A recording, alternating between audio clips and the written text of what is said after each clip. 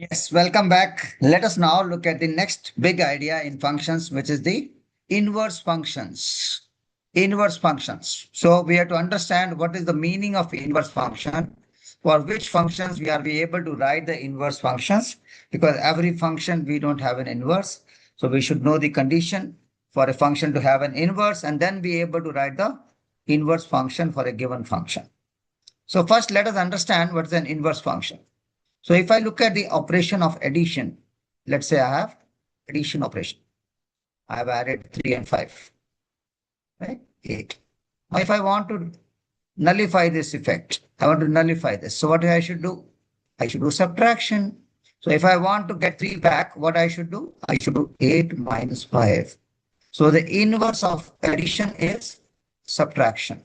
Similarly, the inverse of multiplication is division. Right? That is called the inverse operations. Similarly, for a function fx, we have another function which is written as f, like this, called the inverse function of fx. So inverse function or f inverse x is a function which does what? Is a function which undo what fx did. It undid or undo what fx did. So if fx is doing something on the x and giving us some output, we can again get back the x value by operating the f inverse function. So let me show you exactly how it works.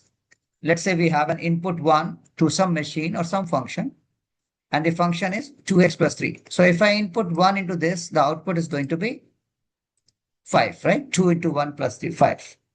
Now I want to get the 1 back from 5. How can I get 1 back from 5? What were the operations carried out here? There were 2 operations carried out. X was multiplied with 2 and 3 was added to it. So if I have to go now in the reverse order, first I will subtract 3 from this, right? I will subtract 3 from this. So what I get? 2. And here we were multiplying with 2, so now I will divide by 2. So I get 1, the same input that we had given here. So the inverse function for 2x plus 3 becomes x minus 3 over 2. First we are subtracting 3 and then we are dividing by 2, because in the given function we were multiplying by 2 and then adding 3. That is the meaning of inverse function. So let us understand now for which functions we are able to write the inverse functions. Inverse functions only exist for one-to-one functions. Very, very important that we understand that we can't write the inverse function for a many-to-one function. Why? Why can't I write the inverse function for many-to-one? Let us say I have many-to-one function, any function fx. Now if I invert it, what will happen? Many-to-one will become one-to-many. And is this a function? It is not a function, Many-to-one is a function and we know one-to-many is not a function. So the inverse will not exist because it will not be a function itself. Right? So many-to-one function, when you invert it, become one-to-many, which is not a function at all. So only for one-to-one function, we are able to write the inverse function. And let us now write, or let us understand the steps in writing the inverse function. What are the steps in writing the inverse function? The steps are very clear. Let's say we have been given a function fx, any function, right? Any function of x, let's say 2x plus 7. So what is the first step? First step is write fx as y. Write fx as y, first step. Right? Second step, interchange x and y. Interchange x and y. So wherever y is coming, we'll write x, and wherever x is coming, I will write y. That is step number 2. Because that is the meaning of inverting the things. Right? X become the y become the x. So the domain of fx will become the range of f inverse.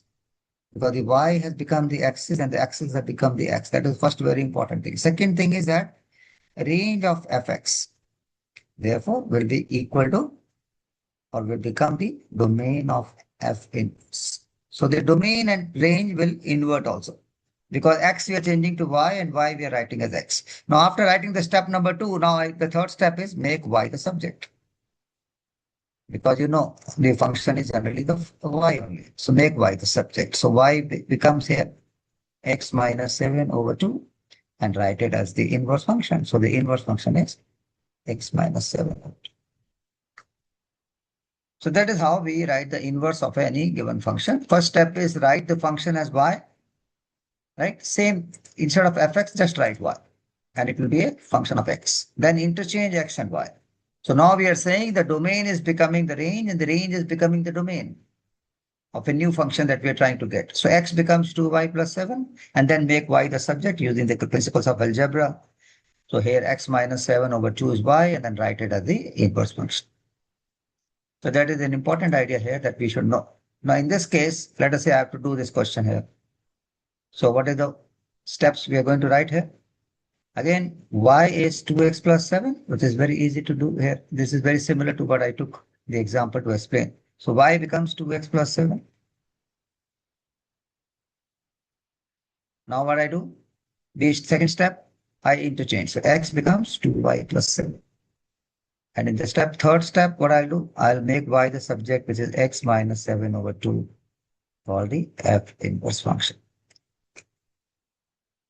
Isn't it? So I'll be taking up some good problems in the next video, where I will take up some questions that are generally coming in the exam for AS and A level, as well as the IB level, right? For the SL and HL. So I will be taking those questions. Now for this also, let's do this also.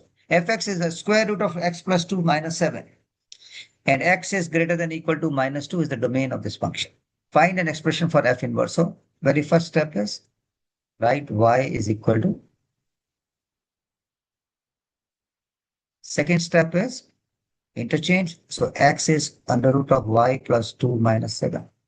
And third step is make y the subject. So x plus 7 becomes under root of y plus 2.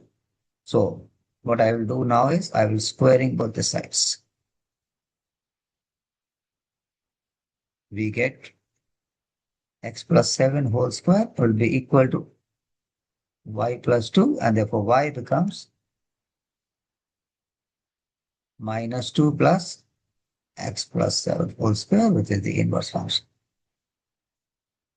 Right? That is how we can do this. One more thing that we should know is, as I said, the domain become the range become the domain, and also this functions, or both the given function fx and the f inverse will both pass the vertical line test as well as the horizontal, because they are functions and they are one-to-one functions. That is to be understood very clearly. And the function, as I said, the inverse is written as f inverse x. So if I have this function now, let's say I have the function fx equal to x squared. And we know this is a many-to-one function, but I want to write the inverse of this. Now, if the domain of this function is x belongs to R, then the graph is like this, and therefore it is a many-to-one function, and we can't write the inverse. But if I restrict the domain, how will I restrict? I look at the vertex. What are the vertex of this? 0, 0. So if instead of writing domain x belongs to R, if I say x greater than or equal to 0. So I am keeping this part with me, and I'm just taking away this part. Now this is a one-to-one function, and we can write the inverse. So for writing the inverse of a many-to-one function, we will have to restrict the domain so that it becomes a one-to-one function, and then we can write the domain. I write the inverse function of that. Right? So if a function is many-to-one, it does not have an inverse. Therefore, we need to restrict the domain so that the inverse could be written. So it is also very important that if the graph is given of fx and we want to plot the graph of f inverse, then we have to just put the line y equal to fx. Just invert this, draw the line y equal to x, and then take the reflection of this function in this line. Right? So if I have the graph of fx, I plot the line y equal to x, and then I reflect that graph of fx in this line to get the graph of f inverse. Because y equal to x means now we are changing x to y and y to x. And that is what happens. So the domain of the f inverse is the range of f, and the range of f inverse is equal to the domain of f. So we'll look at some more questions in the next video. Do not miss that video, and like, subscribe, share with your friends. And also please comment on what would you like more videos on. Any topic that you want the videos to be posted. I will be very happy to do that. Also, any comment on the video, anything that was not understood will help me to make the videos better for you. Thank you very much.